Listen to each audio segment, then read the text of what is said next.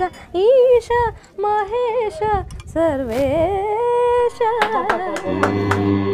వేద పాఠశాల.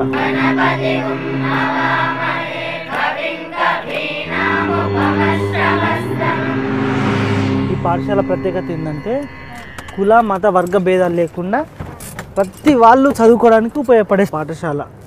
నమస్తే. జై శ్రీ వేదం. జై శ్రీ వేదం. ఎంత ముద్దు కొడుతుర్రన్న అందరూ కదా. నీ పేరు?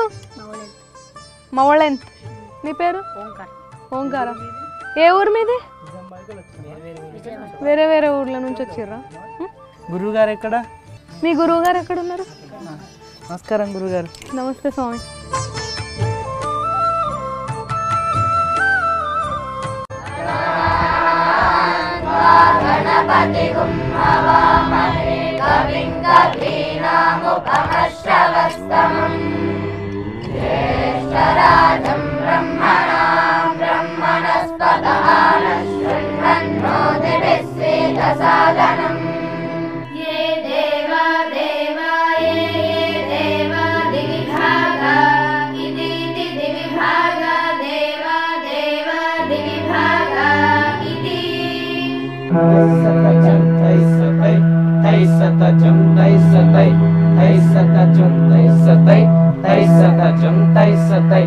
వేదం చదువుకొని చక్కగా దాన్ని అర్థం చేసుకొని ఆచరించినట్లయితే ఆయనే బ్రాహ్మణుడు అనేటువంటి సిద్ధాంతము.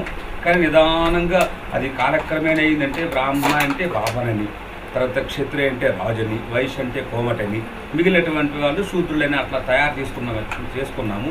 అనేది వేదం ఎక్కడా చెప్పలేదు. అందరూ కూడా మానవులు.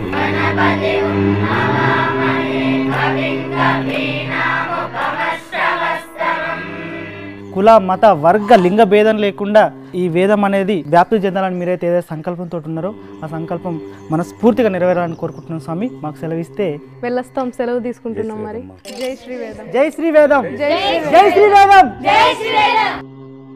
ఇక మొత్తానికి